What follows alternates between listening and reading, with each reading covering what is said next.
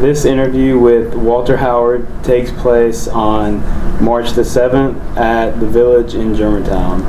The interviewer is Cameron Turner, and the camera person is Paulina Hutchison.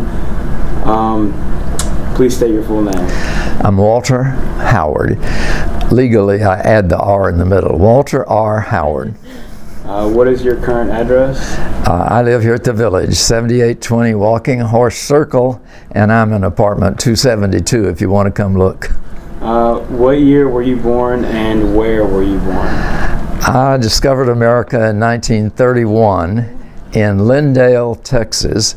Nobody knows where that is. It's close to Tyler, and Tyler is close to Dallas, about 88 miles. So I give that whole information so you can locate me in East Texas. Okay, to start, let's talk about your background and where you're from. So, who are or were your parents, and what were their occupations? My dad was Walter Ralph Howard.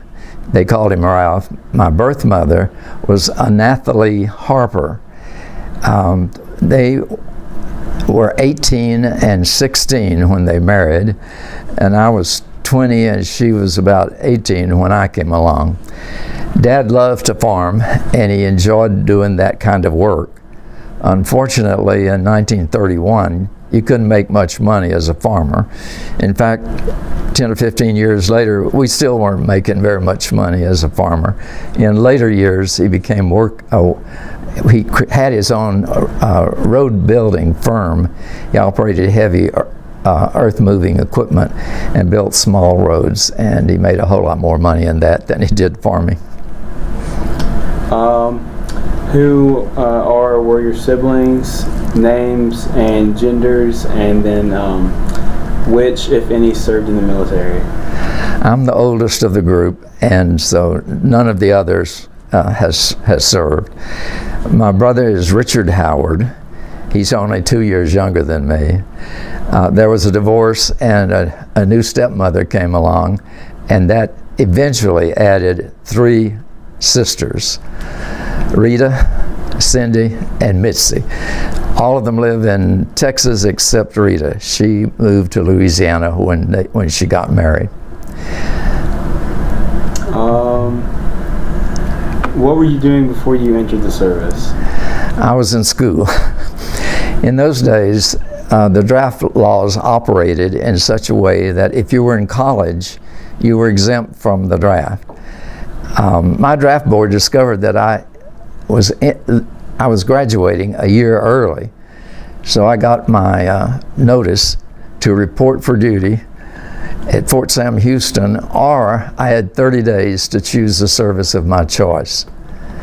So I was a starving student when I got my letter. You may not recognize it, but we called it the Dear John letter. What was the draft board, and how did it operate?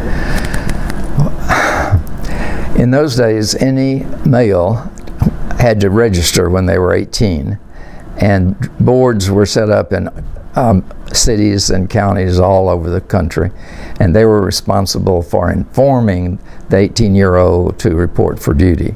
And then they began to put exceptions in, and one of those exceptions I mentioned, that if you're in college you could be deferred, and you could write and ask for a deferment, but most people wanted to serve.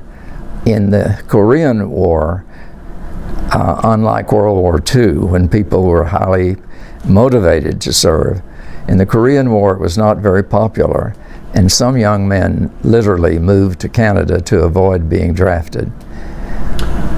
So, how did you get involved in the war? As I said, I had 30 days to choose. I lived in Texas. A whole lot of people were in the Air Force, and they didn't want any more people, so I went to the Navy. And the Navy recruiter told me I would have to go to boot camp, but because I had a degree from college, he would send my materials to OCS. I figured I would never hear from him again, but I went to boot camp in San Diego, California, and I saw an ocean for the first time in my life. It's a little bit of a surprise. Well, What is OCS exactly? Officer Candidate School. Okay, so do you think that America should have entered the Korean War? To have what? Entered the Korean War? In your opinion, do you think that America should have entered the Korean War or got involved? I have very mixed emotions about it. I was a high school kid during World War II, and I was a part of that feeling that it was your duty, it was your obligation, and it was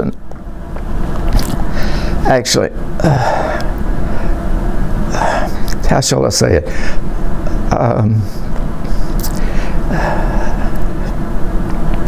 An honor to serve. That feeling wasn't universal during the Korean War, and check the history books and see. I'm not sure it was ever declared. I'm not sure we ever declared war on Korea. It was more of a police action, and it was one of the first things the United Nations had gotten involved in a war kind of situation. Yes, I resented being called because I wanted to be a teacher, and I was ready to go, but I'm very grateful. The 4 years that I served made me a better teacher. I saw people and met people like I had never seen before growing up on a farm. Now we can discuss your enlisting process and basic training for the Korean War. Explain to us why you enlisted and the process of doing so, or in your case, I guess you didn't enlist, correct? Once you go through the process of enlisting, in my case, I took the first airplane ride I'd ever had. We were at the University of Texas in Austin, and they flew me down to Houston and took me to a hospital, I think it was, and we spent the day being given shots, measured, weighed, pinched, undressed, and finally put on a train for San Diego. That's the longest train ride I think I've ever had. We went through Oklahoma, and I don't know where all we went, but at some time along the way, there were only inductees in the car. We arrived in San Diego after the base had actually closed down. So we slept on tables in a cafeteria that night. And the next morning then we were examined, given breakfast, and they would give you your uniform. And we estimated our size and weight, and if it didn't fit, you wore it anyway. The training consisted of a lot of physical activity, lots of drills, lots of exercise programs. We were shipped from this downtown in San Diego out into the mountains, where we spent, I think, about 4 weeks without any leave on weekends, marching everywhere. And each division, each company would serve a time in KP. Do you understand KP? Kitchen patrol. Okay. Wow. And they told us to crack the eggs for breakfast. So I took my egg and I cracked it and put in this big bowl, made of metal. The chief petty officer came by and said, "What are you doing?" He grabbed 2 eggs in one hand and 2 in the other, cracked 2 and threw the. And I said, "You're going to get shells in the eggs." And he said, "So?" "You'll be out here all night cracking one at a time." It was hard work, but as I look back on it, it was good for me. I gained some weight, which I needed to. I ate 3 meals a day, which was new for me as a student. And when we were allowed our first recruit liberty, that is, we could leave the base, we were reminded that the cab drivers had gold bands on their caps, and we didn't have to salute them. In the Navy, the gold bands means it's an officer and you're supposed to salute. So it was a very, very interesting kind of experience. After that, most of the men had orders to go to certain places and to join certain outfits. I didn't have any orders. So I spent about 6 weeks and you were told to muster at the flagpole. Does that make sense? Together at the flagpole. And we were given duties according to where they needed manual labor. And it might be cleaning up the gedunk. You don't understand gedunk, do you? A hamburger joint. Or you could get something to drink, eat, and that sort of thing. And one day we went to the freezer. We unloaded truckloads of food, milk, so forth, to put in storage. A sailor, a 10-gallon can of milk, a sailor, and we'd hook up a line, and we didn't spill any. After all of that, they started me into yeoman school, and that term may not be clear. It's where people in the Navy who do the paperwork, and because my degree was in English, they thought I could do that, I guess. And that was interrupted when I was about halfway through. The orders to the officer candidate school came in. I went there in Newport, Rhode Island, and saw the Atlantic Ocean for the first time. That was about 4 months of intensive training. And one thing that I remember, we were supposed to be using a dead reckoning sort of thing to figure out where the position of the ship would be at certain times of the day, at certain speeds. The instructor looked at hours at a table where we were working and said, "You're in the middle of the Sahara Desert." Not good for if you're handling the ship. We were conditioned to believe almost anything. If you knew you were having an inspection, we got steel wool and scrubbed the floors down. We waxed them down, and everyone took off their shoes, and if they had to go to the bathroom, you wore socks that night so that it would be crisp and shiny the next day. And that's to teach us discipline and organization and those kinds of things. I was still 20, and one other person in the company of 120 men was not 21 yet. The rumor was you had to be 21 to be commissioned. You can believe that he and I were the most relieved cadets that could ever be when we got our commission, even though we were still only 20. The brief time as enlisted man, again, I think made me a better officer. I understood the conditions that they were working in, I understood where they were coming from, and I understood, in some cases, the lack of preparation they had for the jobs that they had been given. I also learned to respect the chiefs. The chiefs of in the Army would be the staff sergeants or something like that. In the Navy, they're chief petty officers. They're the ones with the experience, and they know how things are supposed to go.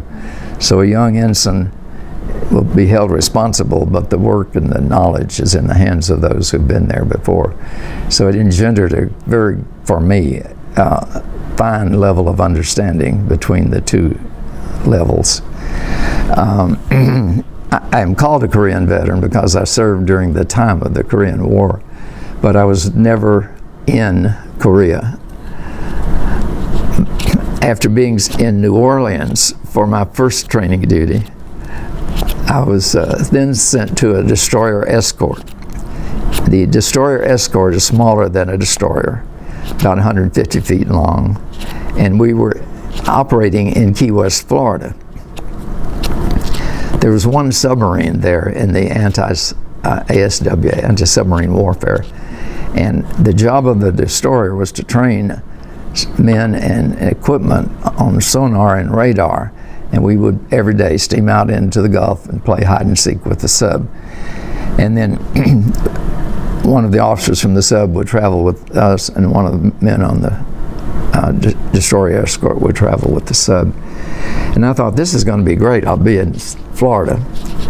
And then it was explained to me our home port was Newport, Rhode Island. We spent our winters in Newport and our summers in Key West. It was an interesting, good training program. No very wild stories to tell about escaping from the enemy. Nobody ever shot at me, and I was never in any real danger, except when I was trying to handle the ship.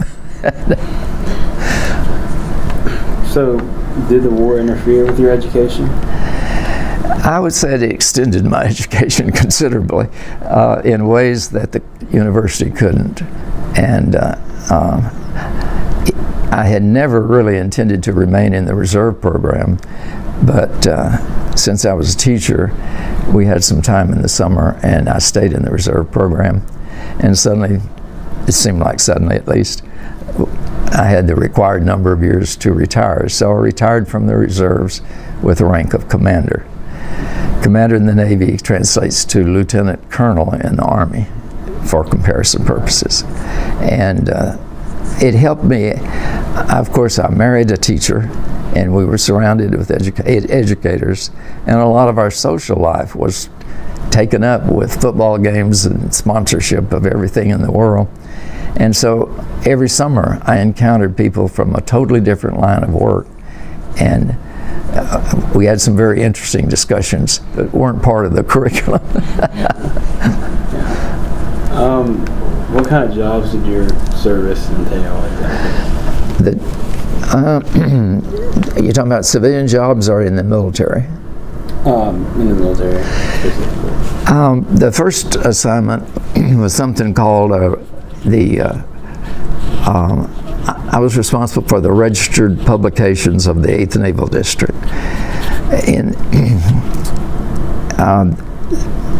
The communications publications necessary for the branches of the service to talk to each other became known in those days as JANAP, JANAP, Joint Army Navy Air Force Publications.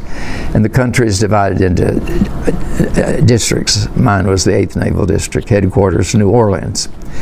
And we shipped all of the instructional materials, the training materials, the communication materials. And I had to have a top secret cryptographic clearance because some of the material was secret. Very rarely did we have anything top secret. But when the FBI and the Navy representatives went into my hometown of Lindale asking questions about me, everybody found out about it. It's a small community. I was related to half of them probably, and the other half knew me as Ralph's boy. I met my grandfather when I went home for leave one time, and he said, "Walter, you're either in a whole lot of trouble or you're about to be promoted." And I said, "What do you mean?" He said, "Those guys have been all over town. They even talked to Old Joe." Old Joe operated the grocery store where I'd sack groceries. Fortunately, I was not in trouble. I did get the promotion, but that was a clerical job. I supervised male and female civil service workers, male and female enlisted people, and I had 2 female Navy officers to supervise. And I had a little trouble with one of them. I had to remind her that she was an officer when she put the uniform on first, and then second, a female. The other one was excellent. She did an excellent job. But it was a tremendous experience for me, and I enjoyed that. And of course I enjoyed the social life in New Orleans. So when I got orders to the Woodson, the USS Woodson, I was a little disappointed. When we got there, I was assigned as communications officer, and that was responsible for all of the communications of all kinds from the ship to all places. Fortunately, I had a chief petty officer who knew about the signals when we raised the flags. Certain flags that you run up mean certain things when you're steaming and when you're in port. And I had an enlisted man whose last name was Shikaki, and I will always be indebted to him because he could hear Morse code and write it down. I could hear it, but I didn't know what I was hearing. So I also learned that the communications officer was frequently preceded by 2 expletives. And when that message was passed over the speaker, I learned to go by the Radio Shack and ask what was going on, and then I could say to the captain, such and such is happening and we were working on it. I will tell you personally, I was a little alarmed. When you report on board the ship, you're supposed to go to the captain and report. And he welcomes you aboard, that sort of thing. I did that, and the captain's first question was, "Do you play bridge?" And I said, "No, sir." And I think he cursed for about 15 minutes. What does the Bureau of Personnel mean, sending me an officer who can't play bridge? The communications work was fun. I enjoyed it. And with very competent enlisted men, I think we did a pretty good job. We had a little trouble with the captain who didn't understand that when you receive a message, you listen, and when you want to send it, you press a button down. Yeah. So we taped the button down, which meant he got a lot of feedback a lot of the time. But we survived. I guess I should confess that the day we scheduled gunnery practice with a plane towing a target, we could not establish contact with the plane we could see flying overhead. I thought we were right on our end. He thought he was right on his end, of course, and we canceled the thing because the plane didn't want us to start firing if we couldn't establish. So that day the expletives were number 3, I think, instead of 2. But it was what shall I say, a broadening experience for me. I had grown up in an environment surrounded by family, friends, close friends, and in college pretty much the same. But in that world, we met all kinds and types of people from all backgrounds, and I could stand and look and say, and when I start teaching, I will teach their children. How will I do that? The fun part, we had recreation one weekend in Havana before Castro came in. Before Castro, there were people with armed guns in front of every entry to every public building. I had shore patrol duty one night, which meant that I was to see where the sailors were and keep them out of trouble. We went to Port-au-Prince, Haiti one time, and I enjoyed that. And again, my stereotypes had to shift gears. Do you know the cab drivers in Port-au-Prince could speak French? It was their native language. And I had always thought of French as a diplomat language, and so I had to change some of my East Texas stereotypes, and that was good for me. And I think it did help me become a better teacher. The less than happy part of the war was that people were so disengaged and lacked support for it. And it's a war we can't say we won, we stopped it. And the war, in a sense, goes on. That's probably the most heavily militarized zone in the world between South and North Korea. But if you watch the Olympics, you can see maybe there's some hope that they can begin to talk to each other without shooting. And the other part that bothered us was that we felt like we were fighting Russian MiGs, MiGs, a type of aircraft, that were being flown by Koreans, North Koreans. And some of the artillery was coming from Russia, and we felt like some from China. So that is a background for some of the poor relationships that you've seen and read about during the Cold War, and to this day we still worry a little bit about the relationship between China and North Korea. So it in a way, when you read history and then look at what has happened, we can't see that far ahead when we're in the middle of that, but as we look back, we can see some things that hook together. And then, of course, the lack of support from the public came to a peak in Vietnam, and people chanting outside LBJ, how many kids did you kill today, and all that sort of thing. And it was an albatross around his neck all the way around. We still see the veterans coming back from Vietnam with terrible stories of how they were treated, or mistreated actually, when they landed in the airports. Those are things that you are dealing with now because of PSTD, post. And we'd like to get out of these wars. We've been in Afghanistan for 13, 14 years now, and we have so-called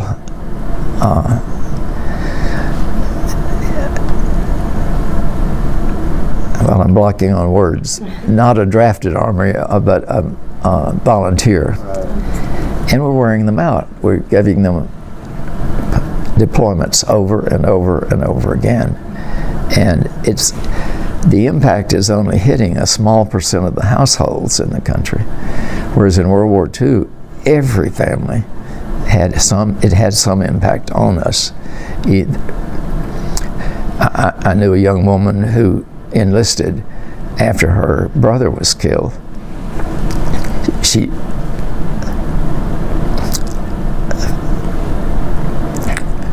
I feel dry throat. She felt that her family should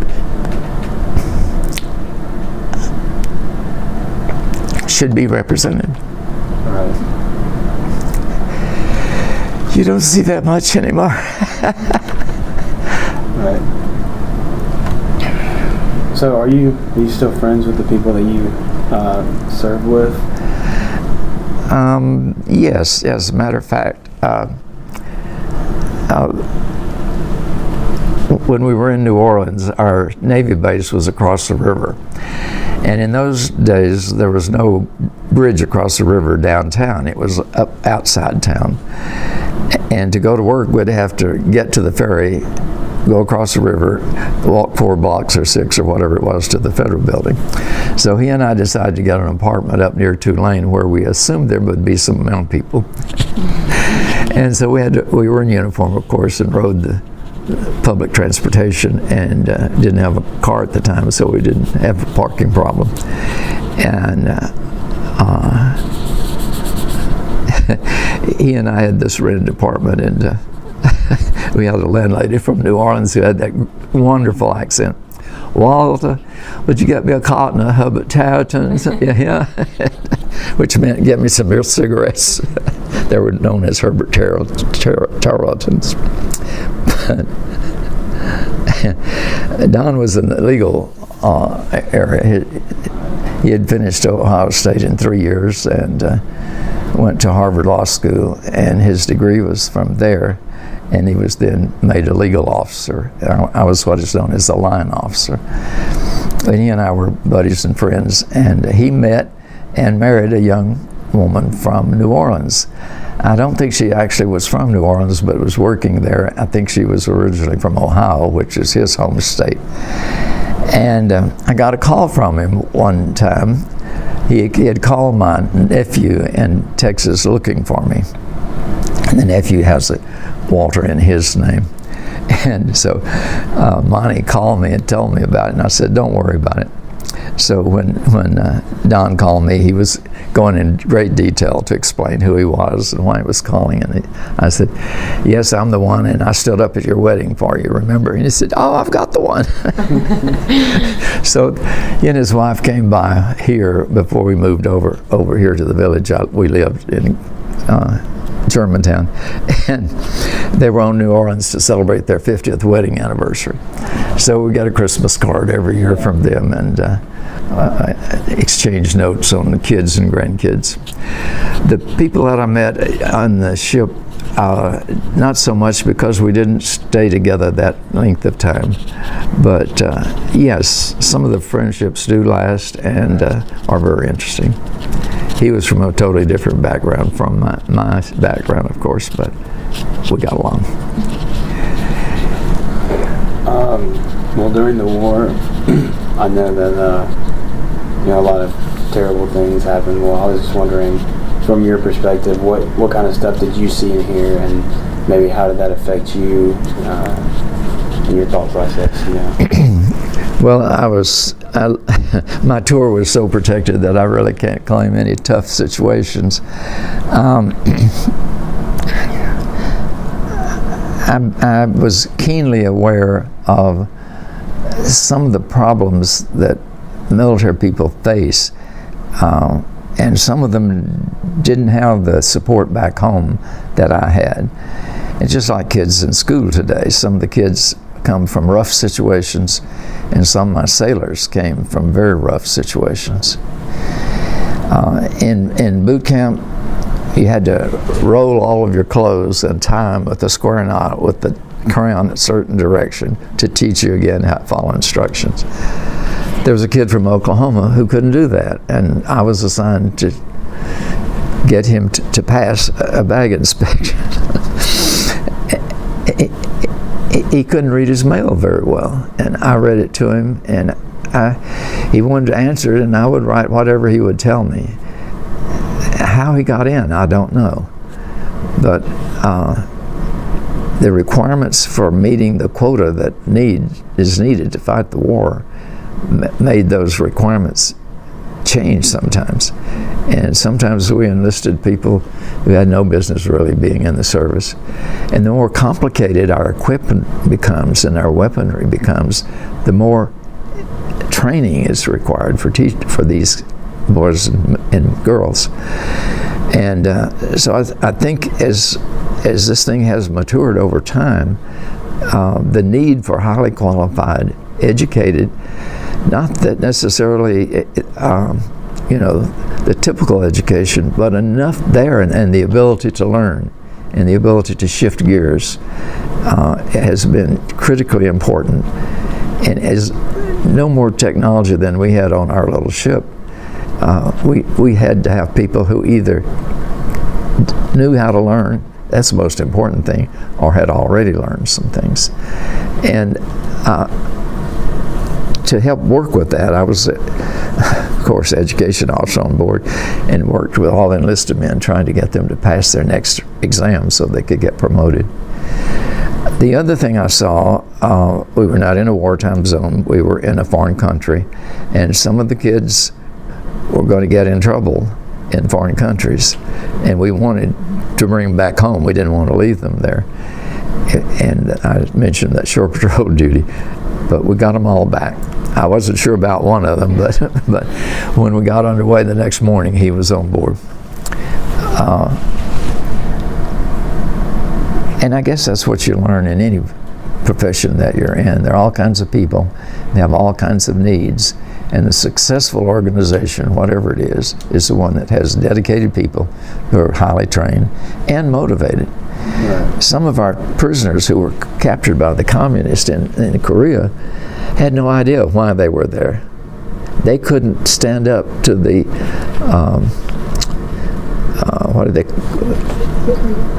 what was it called? Not hypnotism, but where you brainwashed. They could not stand up to the brainwashing, and they would come with them and make all these horrible things about this. And we're not perfect, we have some problems, but the kids were not well enough prepared to resist that. So in nearly every war we've been in, we've learned that a lot of our folks need more education, and that has resulted frequently, particularly after World War II. The biggest act in the history of the country in terms of education, to me, is the GI Bill. Look at those people that came and benefited from that, and we're the recipients of that. They got busy, got to work, and of course the country was eager to get some radios and some cars because all of that manufacturing had gone to the service. But I don't want to rail on too long about it, but the value of the person and the people involved, that's the asset. And the better prepared they are to do their jobs and to understand why they're doing those jobs, the more success we'll have. How did you stay in touch with your family and your friends back home while you were, serving and enlisted?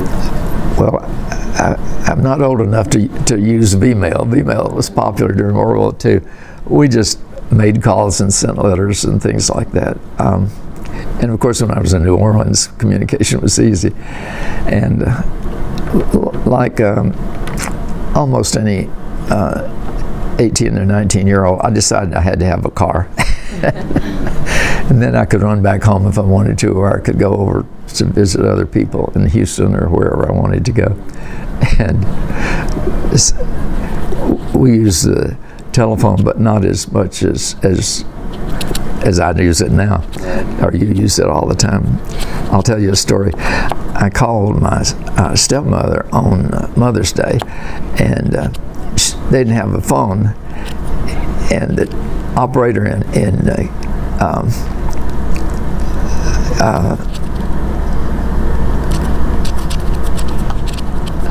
on my end of the phone, I said, "Can you talk to the operator in Lindale?" "Yes." I said, "Well, tell them to send the call to Mama and Papa Howard." She said, "What?" "Well, I gave him the name. I said, "That's my grandparents, and they're probably visiting over there." So sure enough, the call went through, much to the disbelief of the people in San Diego. And I was told later that Mama answered the phone. It was hanging on the wall, at the grandparents' house, and she was yelling into the phone, "Can you hear me, Walt?" And my uncle from the background was supposed to have said, "Yeah, Billy, if the phone isn't working, just yell out the window." But it's a far, far cry from the way that I communicate with my grandkids now. I've even learned to text. Okay. What'd you do for like recreation when you weren't on duty? Like just like for fun, like relaxation things? In New Orleans, it was easy. Big city. I was a country boy from the farm to learn all about a new town, and the locals told me how to survive Mardi Gras, and put something that you eat in a brown bag. You can buy beer or cold drinks from tubs anywhere in the streets, and the good hotels and restaurants would be filled with tourists anyway, which was good advice. And the people were very friendly there. Even before I left the service, I had a wonderful relationship with a young couple invited sailors in San Diego to come and have Thanksgiving dinner. And my chief petty officer said, "I want you to sign up for it. I don't think you'll embarrass them." And this couple, they were delightful. They had a 4-year-old child, and I was a babysitter for my sisters, and so I would read to him, and I'd skip a word, and of course he would supply it because he knew it, and we got along famously. And my really sad regret is that I didn't keep their address to talk with them, and they admitted later that they had some misgivings about opening their home to the Navy in San Diego. Doesn't, particularly the recruits, doesn't have a good reputation, but that was good for me. And things that you learn socially and ideas stay with you, or they should, and they help you. And then every now and then you have to expand some of those ideas. That's what I meant when I said that my stereotypes when the cab driver was speaking French. And not only that, he was black. I had to adjust a lot of my thinking, didn't I? And then when I was responsible for being in charge of different people, and I spoke about trying to be in charge of 2 female officers. They were wonderful people, but I guess she had been rewarded by flirting and being flirtatious most of her life, I guess, in her circle. But I said, "Genevieve, you can't crawl up the commander's shirt. You're talking to our boss. He's a commanding officer, and you're a Navy officer." She didn't like it, but she still would leave tickets. She loved the theater, and she was in the local theater group in New Orleans, and she'd give us tickets to the shows. What else you got? So now, after the war, how were the soldiers welcomed back? Oh, with open arms. Yeah, my first job was to find a job. I got out in July, and I wanted to teach, and I had all my credentials, and most of the teacher's jobs by the end of July had been filled. So my old buddy from college said, "I'm going down to Port Neches. I've got a job there, and I need an apartment. Come go with me. Maybe they'll have something." And I went down, and lo and behold, they had an English job in the 9th grade open, and they had a speech job in another school open. And I chose the English job. And I talked about the 9th graders. They never forgave me. The person I replaced was a very attractive young woman, and they were looking forward to having her as their teacher. But she had discovered she was pregnant during the summer and decided, in those days, you had to quit. You weren't even promised a job when you came back if you were female. So she decided just to quit, and that opened the door for me, and they never quite forgave me. I was, by that time, I guess I was 23, I guess. And one of the 9th grade girls was determined to find out how old I was, and I was determined that she would not find out. She was, and anything that you do as a teacher, of course, is under review. They had a social where they allowed dancing, and I danced with one of the girls, and I heard later that the mothers who had brought the cookies were conversing, what is that teacher doing? And the other mother supposed to have said, well, it's better he's doing it here than somewhere else.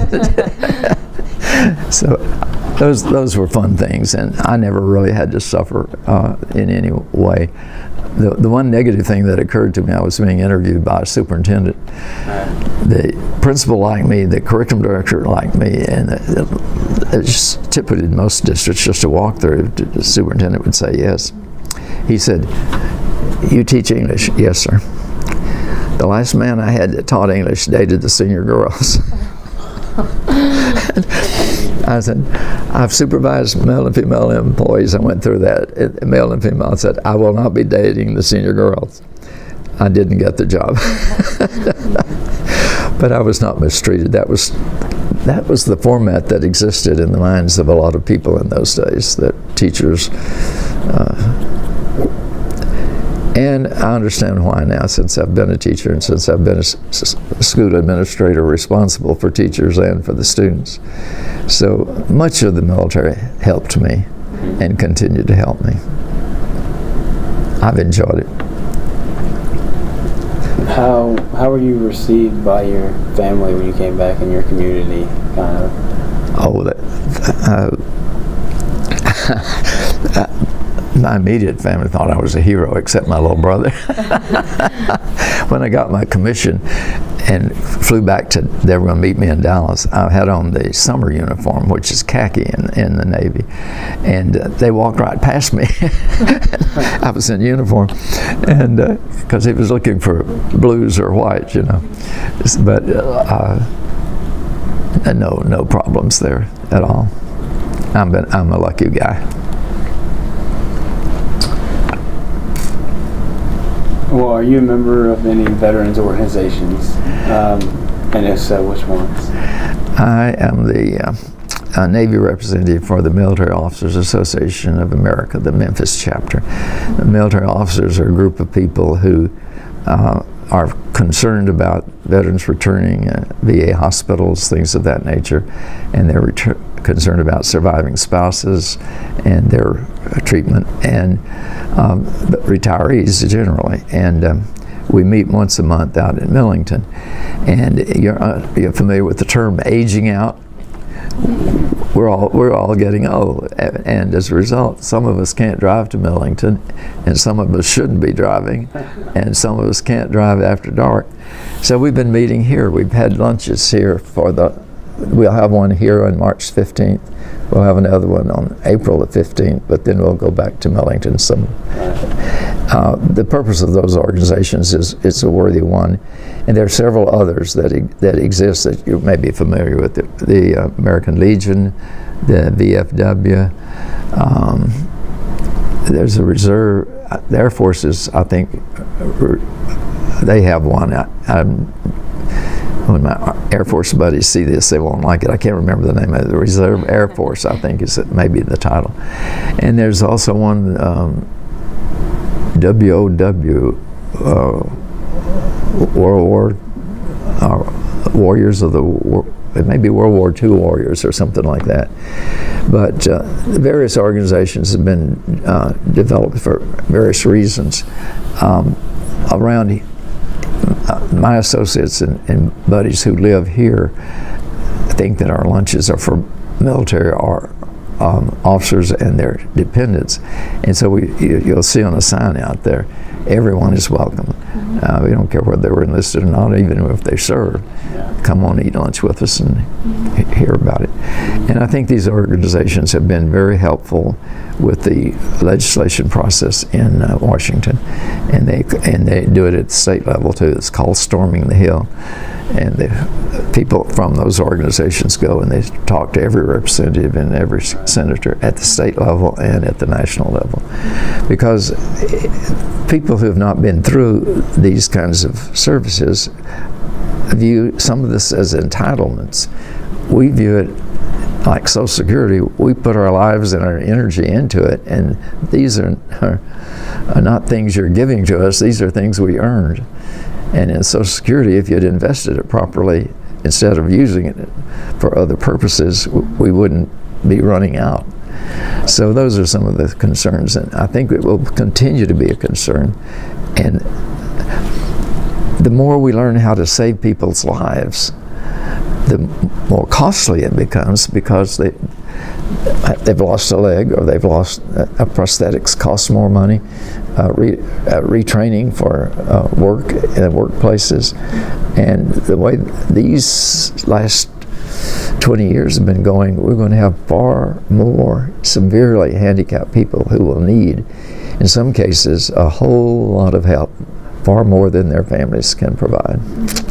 So that's the thing that I think keeps a lot of us going. We need to take care. And you'll see signs, never forget.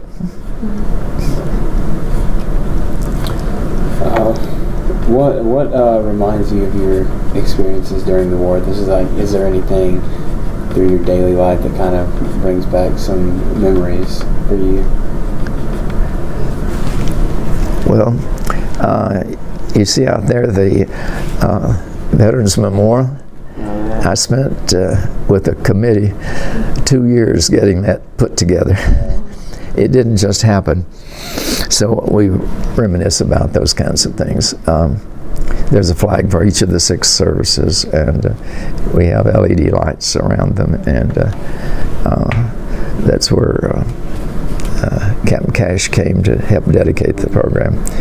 I attended the commissioning ceremony for some officers from the ROTC program at the University of Memphis, and very, very personal, very touching. The mother brings the hat, or the girlfriend puts on the lapels or something, and it reminded me that when I was commissioned, there were 120 of us. We were told to rise, and we were commissioned with our hats in the air. And that was it. But the commissioning process they go through down through these ROTC programs reminds me of going there. When I go to Millington, and nowadays they don't always have military personnel there, but when military personnel are there, you see the card, I get the salute. That reminds me. Reminds me of the night we were commissioned. One guy had a car and we loaded up, and we went out. And the Marines, of course, had been, they knew what was going on, and they're always sharp. They give us a tremendous salute, and the guy liked it, so he turned around, did a U, and came back in. I'm surprised they let us get by with it. There are personal things that are fun, and there are other things that are more serious. But now that I am where I am, I wouldn't take part. Yeah. In fact, if I became king of all kings, every 18-year-old would have 2 years of some kind of service, either local Peace Corps or International Peace Corps. Not only would they learn a useful thing about it, they would serve their country, and they would get their horizons broadened tremendously. But since that's not likely to happen, I'll have to try to achieve that through other ways. I have to be careful to remember this is being recorded. All right, we're going to move on to kind of wrap it up. What message would you like to leave for future generations who will see or hear this movie? Well, I've already said a lot of that, I think.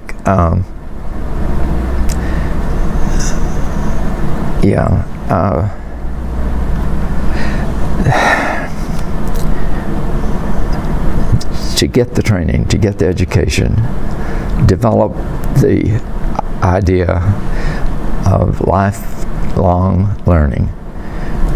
The world has changed so much since Grandma's party line to the telephone I have in my pocket. And the rate of change has been slow enough for some of us to adjust to it. But the rate of change with which you are faced, your generation, may be so swift that you're going to have trouble keeping up.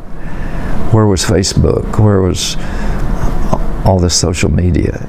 And what impact it's going to have on your life, particularly if you put personal information out there that you shouldn't.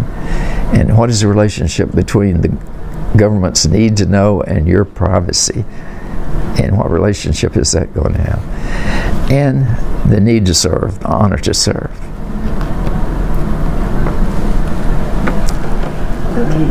Thank you so much. That was a